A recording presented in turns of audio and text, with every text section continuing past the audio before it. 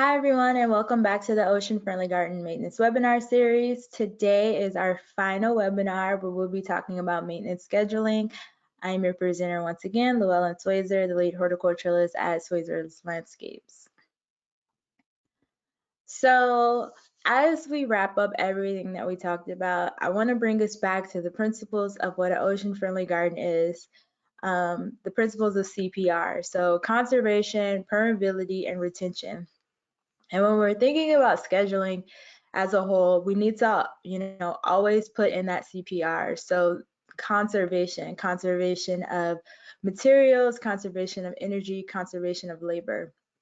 So these gardens are not meant to be intensely managed or maintained. There's a conservation thing happening. So we don't put that much energy into it, but we do get a really high output from the things that we do decide to do.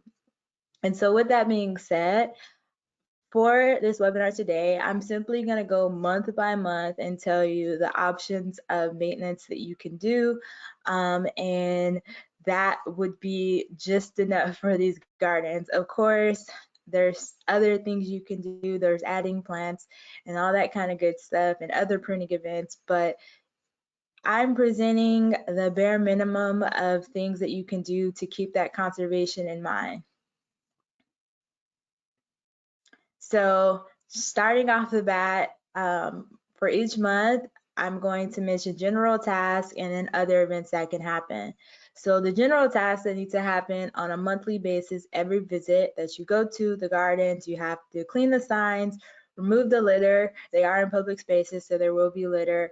Remove plant debris if a plant breaks, or even after your pruning event, you need to remove the debris because that's a part of mulch maintenance. Pull weeds, hand pulling only, no pesticides, no weeders, and then clear the walkways. You want these to be inviting spaces that people feel the need to walk through or look at. So clearing the walkways, open up that space. It's also a safety issue to make sure that all the walkways are clear.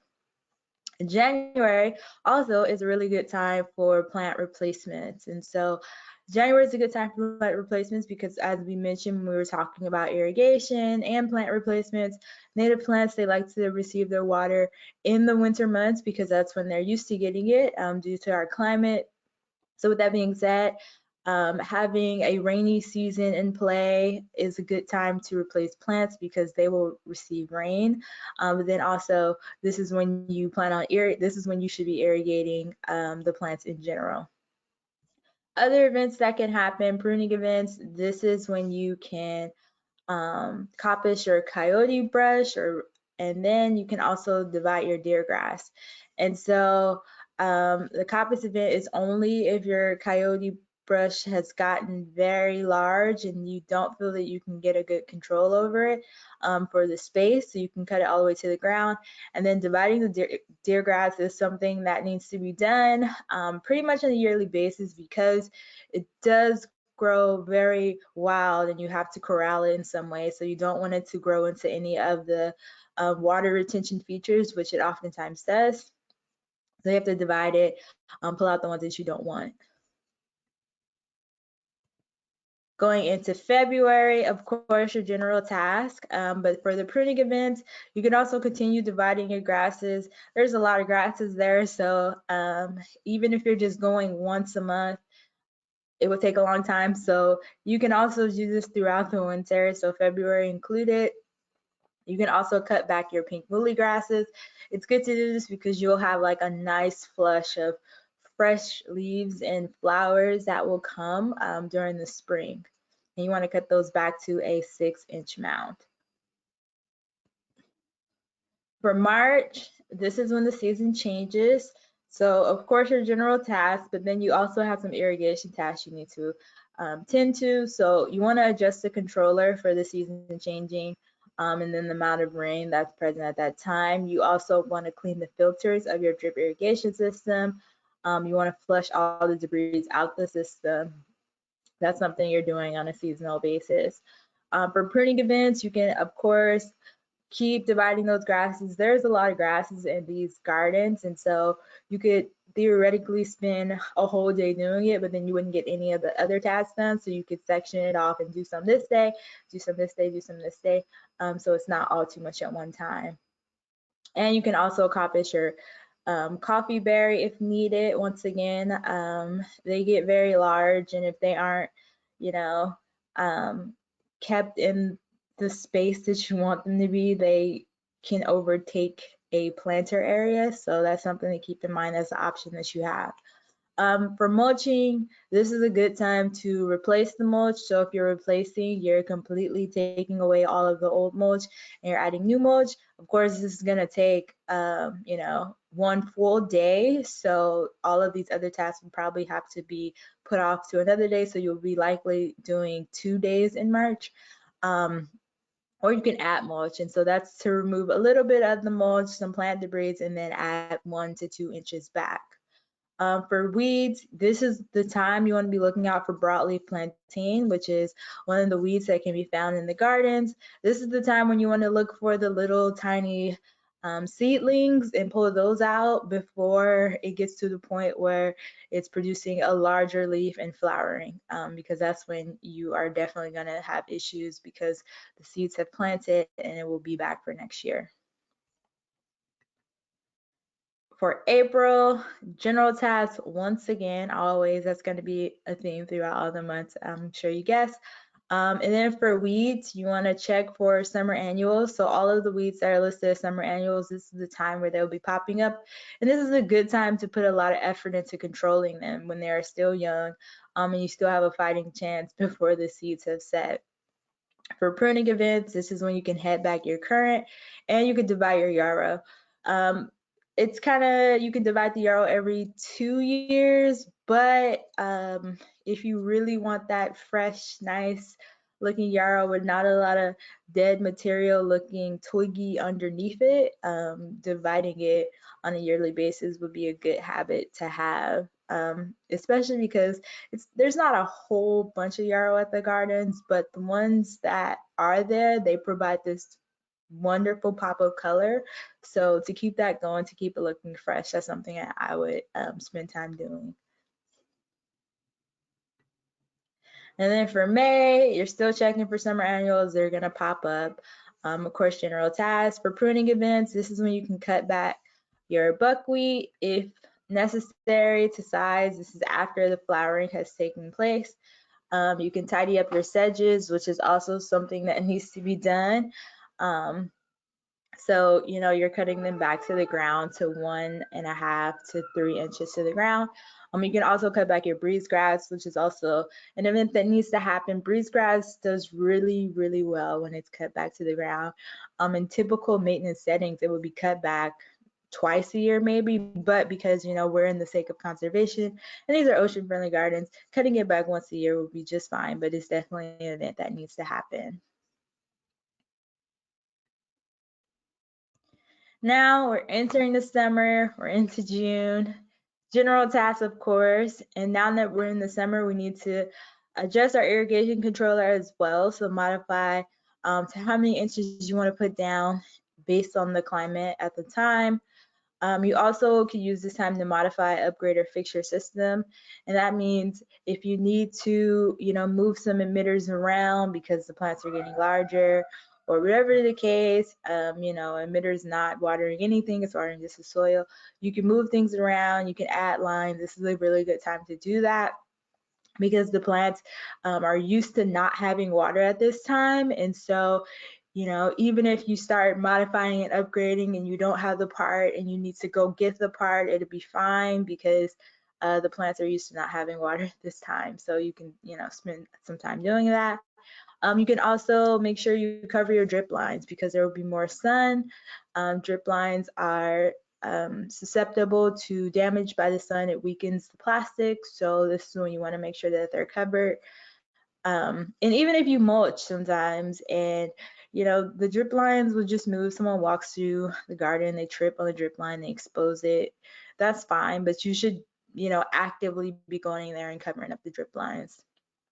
For the weeds, this is a good time to reduce the water because it will dry out the reproductive vegetative structures and reproductive structures of Bermuda grass and nutsedge. These are very problematic weeds, and if you don't fight them, they will completely run amok in your garden. They can grow through mulch. So reducing the water is a good part of an IPM plan that can help control these weeds or get a better control of these weeds. You also want to scout for summer annual weeds. There will be even more seedlings and juvenile plants that will be growing up around this time. You want to make sure you're pulling them before they even get to the chance where they're flowering. So keep that in mind. In July, general tasks, of course. Pruning tasks. This is when you can prune your ceanothus. Remember, for pruning ceanothus, you never want to prune any stem that is bigger than the diameter of a pencil because it's not going to grow back. But this is a good time to prune. Maybe there was a new flush of soft growth. You can prune it and keep the shape and the size what you want. You can also coppice your toyon if you need to, and prune your coffeeberry plant if you didn't cut it to the ground earlier. This is a good time to prune it to help the shape. Remember, we're talking natural shapes, so doing some very good structural pruning rather than, pruning it into a ball or whatever the case. For weeds, once again, you're still removing the seedlings and the juvenile weeds before they flower. That is always going to be the goal, is just to get them before they're young. And I know it's not possible, but if you can get as many out as possible, that will be great for setting up your future of weeding. August, I say August is an optional maintenance month. There can be a month that you take off, and if you do take a month off, August is a good month to take off. The general tasks, of course, need to be done, and if that's, that shouldn't take too long. But if you need to take a month off, August would be a premier month for that. And then, of course, you can shift some of the tasks that were maybe in June or July, and you can bring them here if, the days are getting too long. For September, the season has changed, so now we're entering the fall, so you still need to be completing general tasks. For irrigation tasks, you want to adjust the irrigation controller. That's definitely something you need to be doing every season because you want to conserve water as much as you can, and you want to give the plants exactly the amount of water that they need, because that cuts down on the excess water that may be available for weeds and other pests. You also want to unscrew the end caps and flush the debris from the system. Drip lines are very thin lines. It's easy for sediment and debris to get inside of them. And so to keep them, optimally functioning, you have to flush the lines. You can also clean the filters again at this time. And this is another time where it's important that the lines are buried and protected because this will be a lot of rodents. Burrow into the soil, and if the line is exposed, they might chew on it, and then you have a whole new situation. So this is a good time to do that. For pruning events, this is when you can cut back your beach primrose and cut back your monkey flower. For mulch, this is also a good time to replace or add mulch if you didn't do it earlier in the year. This is also a good time to do that. October, this is when you will do your general tasks, of course. Now you need to check for the winter annual weeds. They'll be popping up, those seeds will start germinating. This is when you can remove them. Weeds are very easy to remove when they're small. There's not a big, thick root attached to it yet. So you can simply just pull it out and, have no issues. For your pruning events, you can coppice your buckwheat. And so remember, there's not every plant can be coppiced, but it is a really good option if things are starting to look unruly in the garden and you want to kind of, get a little bit back in control of a plant. You can also head back the buckwheat if you need to. And you can prune your manzanita and you can cut your sedges to the ground. So If you didn't tidy up your sedges earlier in the year, this is when you can cut them back all the way to the ground. Sedges can be cut, like a turf grass almost all the way to the ground. So they'll come back just fine. They'll look new and refreshed. And so that's a good method to go about. And you don't have to cut your sedges to the ground every year as long as you're tidying them up. And then maybe every other year you cut them to the ground completely. November, general tasks, once again. Then you have this is also a good time to do plant replacement. If needed, you can replace your plants. This is also be a good time if you need to add more poppies to your garden. You can plant some poppy seeds. And so about time we get to, about now, February, March, April, you'll have like a nice bloom going. Great way to add color to any garden. And it's relatively easy to get the seeds. They're cheap, all that good stuff. For pruning events, this is when you want to cut back your sages to a third or a half. You can also cut your deer grass back to 6 to 9 inches during November. Grasses and sedges are something that they are a little bit more high maintenance, but the outcome and the aesthetic of them is worth the maintenance. And then the last month of the year, January, your general tasks, of course. This is also a good time to replace plants because this is when we expect rain.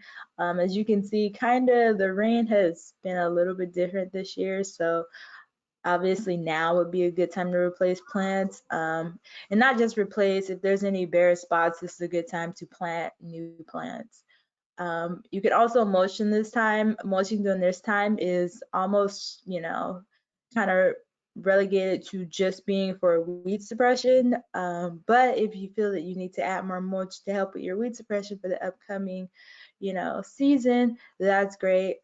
If you didn't add it during the other times, you don't need to necessarily add mulch 3 times a year. Just check, how many inches are there and work with that. For your irrigation tasks, this is also a time where you can turn off, but more so adjust for minimal needs.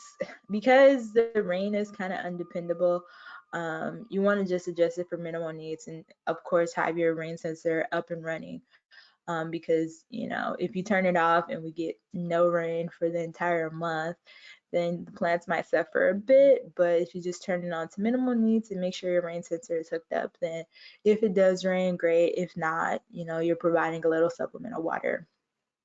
This is also a good time to remove and clean and replace clogged emitters, because we're coming up on when the plants need the water.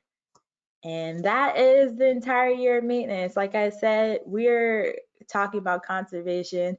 These are not highly maintained gardens. It should be showing people that having a nice looking garden is possible without putting a whole bunch of, chemicals and labor input into it. So, any questions? No questions. This is Jennifer. I just want to say great content. I think you were very thorough with everything you covered in each month, and I'm hoping that this will be helpful. Sorry, I guess I should get on camera. It should be helpful for Ocean Friendly Gardens staff in the future.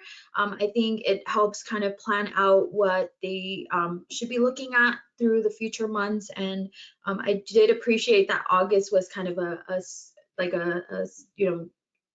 period of time where you can recuperate some of the additional staff time needed.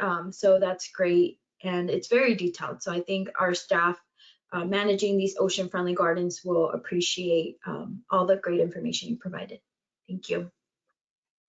You're welcome. Okay, I'll let you continue on. I know there's a few closing slides for resources for the ocean friendly gardens, I believe. Yeah, so before we get out of here, once again, resources, of course, these webinars, but there are books that you can look into. There's the Surfrider website, there's the West Basin website. So if you need more information of how to keep these gardens, up to date and everything that needs to be done, these are good resources. So the Ocean Friendly Garden by Douglas Kent, and then he also has a free book that you can find online through the Department of Water and Power, called California Friendly. It's a really good guide for landscapers all around. Even if you're a commercial landscaper, I would look at this book because it kind of opens your eyes and shows you different ways of doing things. Because like I said, there's a lot that happens in landscape that we do just simply because we do. And we can change that. We can do it better. We can have the environment in mind. And so that concludes all of our webinars. I hope you learned. I hope you enjoyed the content. And um, thank you for attending. If you have any questions, once again, you can email me or Jennifer. And that concludes our webinar for today. Thank you.